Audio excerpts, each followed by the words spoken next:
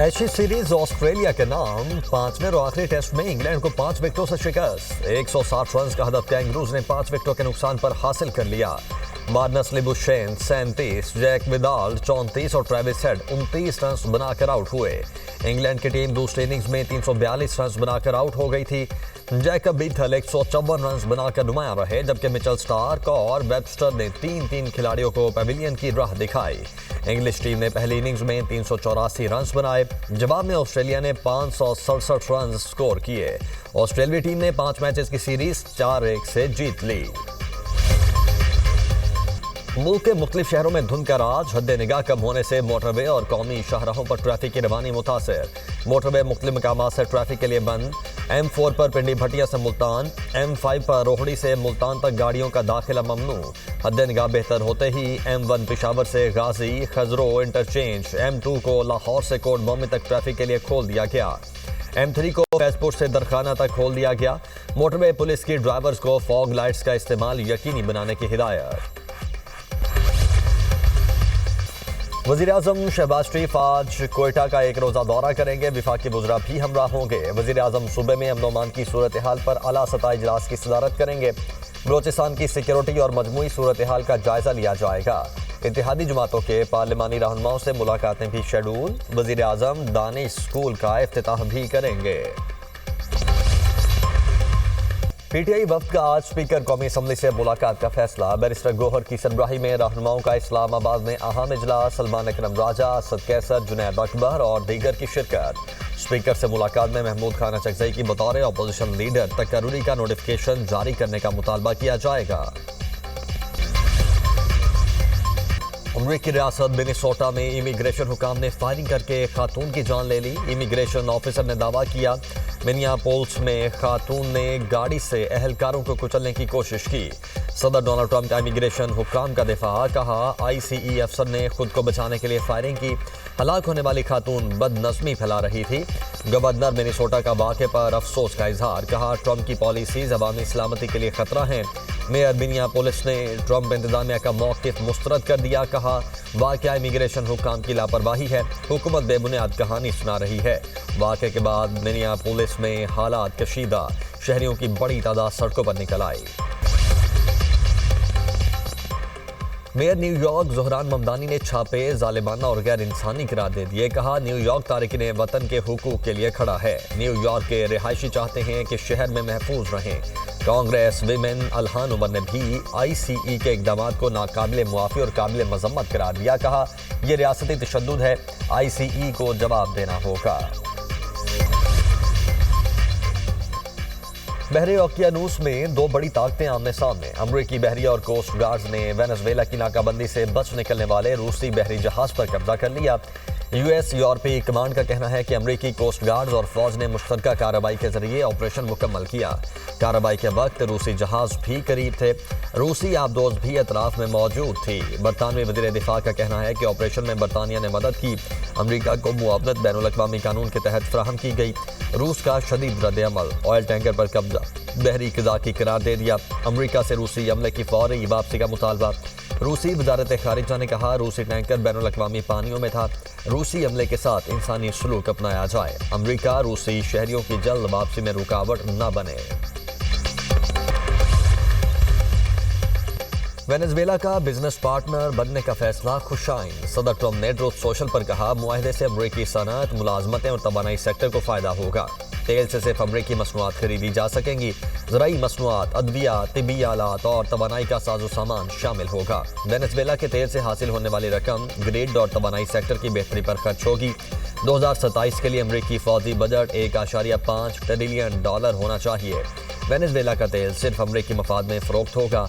अमरीकी नायब सदर JD वेंस ने भी सदर ट्रंप की हाँ में हाँ मिला दी। कहा वेनेजुएला इसी सूरत में अपना तेल बेच सकेगा अगर ये अमरीकी मफादात में हो। वेनेजुएला अमरीकी मफादात को पूरा नहीं कर सकता तो उसे तेल बेचने की इजाज़त नहीं। नेपरा ने फी यूनिट बिजली 93 पैसे सस्ती कर दी। नोटिफिकेशन जारी। बिजली नवंबर के लिए फ्यूल प्राइस एडजस्टमेंट की बद में सस्ती की गई। मुल्क भर के सारिफीन को रिलीफ जनवरी के बिलों में मिलेगा। रिलीफ का इतलाक लाइफ लाइन सारिफीन पर नहीं होगा। T20 वर्ल्ड कप में बांग्लादेश के मैच भारत से मुंतकिल होंगे या नहीं, ताहाल फैसला न हो सका। बांग्लादेश क्रिकेट बोर्ड ने भारत से मैचेस मुंतकिली की दरखास्त मुस्तरद होने की खबरों की तरदीद कर दी। बीसीबी का कहना है कि आईसीसी ने भारत से मैचेस मुंतकिल करने की दरखास्त मुस्तरद नहीं की। आईसीसी ने बांग्लादेश टीम की वर्ल्ड कप में बगैर किसी रुकावट शिरकत की यकीन दहानी करवाई। आईसीसी ने बीसीबी तहफुजात पर मिलकर काम करने पर रजामंदी जाहिर की है। T20 सीरीज में पाकिस्तान का फातिहाना आगाज। श्रीलंका को पहले मैच में 6 विकेटों से शिकस्त दे दी। पाकिस्तान ने 129 रन का हदफ 4 विकेटों पर 17वें ओवर में हासिल किया। साहिबजादा फरहान 51 रन बनाकर टॉप स्कोरर, साइम अयूब ने 24, शादाब खान ने 18 और कप्तान सलमान अली आखा ने 16 रन बनाए। मेजबान टीम 128 रन पर ढेर हो गई। पूरे 20 ओवर भी न खेल पाई। कौमी स्पिनर्स की शानदार बॉलिंग, सलमान मिर्जा और अबरार अहमद ने 3 शिकार किए। शादाब खान और वसीम जूनियर ने 2 विकेटें हासिल की। ऑलराउंड कारकर्दगी पर शादाब खान मैच के बेहतरीन खिलाड़ी करार। पाकिस्तान को 3 मैचेस की सीरीज में 1-0 की बरतरी। सीरीज का दूसरा मैच 9 जनवरी को खेला जाएगा। पीएसएल सीजन 11 के लिए 2 नई टीमों की नीलामी आज होगी। पीएसएल की नई टीमों की नीलामी जिना कन्वेंशन सेंटर इस्लामाबाद में होगी। नीलामी का आगाज शाम 4:15 पर होगा। पीएसएल की नई टीमों की नीलामी के लिए 10 कंपनीज ने क्वालिफाई किया। पीएसएल 11 में टीमों की तादाद 6 से बढ़ाकर 8 कर दी जाएगी। नेशनल डायलॉग कमेटी के ज़ेर-ए-एहतमाम कौमी डायलॉग कॉन्फ्रेंस सदर ज़रदारी वज़ीर आज़म और नवाज शरीफ की मुशावरत से हुकूमती मुज़ाकराती कमेटी तश्कील देने की तजवीज़। अलामिया फवाद चौधरी ने पढ़कर सुनाया। कहा ऑपोजिशन कमेटी बनाई जाए जो सियासी कैदियों के साथ मिलकर डायलॉग के दायरे कार को बढ़ाए। सियासी अफराद को मुकदमात खत्म करके रिहा किया जाए। इसके बाद हुकूमत में मुज़ाकरात का एतमाद बढ़ेगा।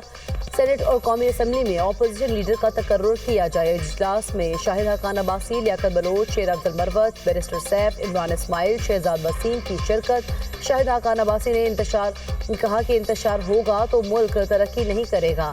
मुल्क को चलाने के लिए रास्ता ढूंढना होगा।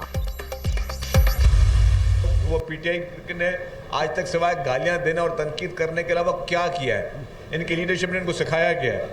यही सिखाया कि गालियां दो लोगों को, सोशल मीडिया पे गालियां दो, जो आपको से इख्तलाफ करे उसको जो है पूरी फैमिली को उसको रगड़ दो। तो ये उनकी सियासत रही है। उस पर मैं कोई दो राय नहीं कर रहा। उस पर हमारे इख्तलाफात हैं, संगीन इख्तलाफात हैं, लेकिन फिर भी अगर वो यहाँ पे अपनी कोई पॉलिटिकल एक्टिविटी करने आ रहे हैं 100 बिस्मिल्लाह।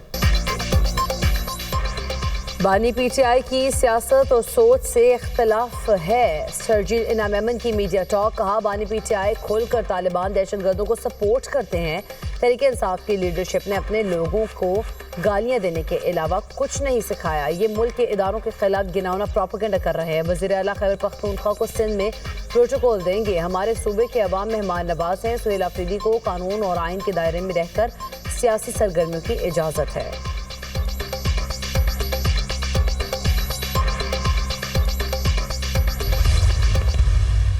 पंजाब की बेटी डट जाए तो पंजाब की तकदीर बदल के रख सकती है। पंजाब की जो बेटी है, पंजाब की जो माँ है, पंजाब की जो बहन है, वो किसी से कम नहीं है। वो जो चाहे अचीव कर सकती है। कोई गली ऐसे नहीं रहेगी, कोई मोहल्ला ऐसा नहीं रहेगा, कोई कुछ ऐसा नहीं रहेगा जहां हेल्थ के ये गार्जियंस पहुंच के लोगों का दरवाजा खटका के उनको कहेंगे कि आप अपनी बीमारी की तशखीस कराओ। अगर आपके लिए कोई अद्वियात की जरूरत है, किसी चेकअप की जरूरत है, तो हम घर पे आपको करके जाएंगे।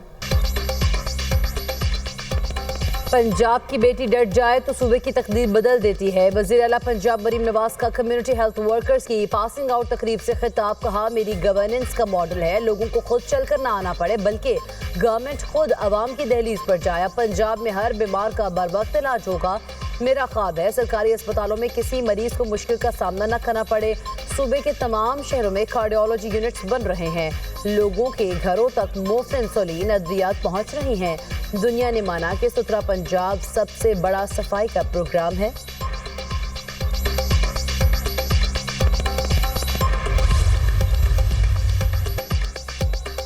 पाकिस्तान और बांग्लादेश के दरमियान डायरेक्ट फजाई राब्ते की बहाली में अहम पेशरफ। बांग्लादेश की विमान एयरलाइन ने कराची के लिए परवाजों का शेड्यूल जारी कर दिया। विमान एयरलाइन की पहली परवाज 29 जनवरी को ढाका से कराची पहुंचेगी। सीटों की बुकिंग शुरू। इब्तिदा में विमान एयर ढाका और कराची के दरमियान हफ्तावार परवाजें चलाई जाएंगी।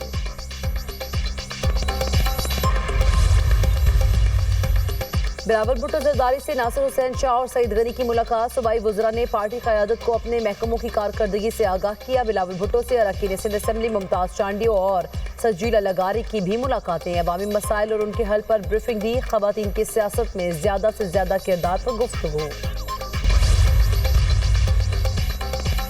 वज़ीर आला सिंध को थलकोर मंसूबे की पेशरफ रिपोर्ट पेश। मुराद अली शाह का मंसूबे पर काम की रफ्तार पर इत्मीनान का इजहार। कहा, ये इंतहाई अहम प्रोजेक्ट है। प्रोजेक्ट का मकसद कोयले की मौसर नकलो हमल पर पाकिस्तान में तवानाई की हिफाजत को तक़वियत देना है। मंसूबे की तकमील से बिन कासिम पोर्ट तक 9 किलोमीटर ट्रैक की तोसी से बंदरगाह तक कोयले की रसाई आसान होगी। रेलवे लाइन के क़याम से थर के कोयले की कानों को कौमी रेलवे नेटवर्क और पोर्ट कासिम के साथ मरबूत किया जाएगा। बिना किसी रुकावट कोयले की नकलो हमल मुमकिन हो जाएगी। मंसूबे पर सिंध और वफाकी हुकूमत 50-50% फंड फराहम करेंगे। मंसूबा 90 अरब रुपए की लागत से मुकम्मल होगा।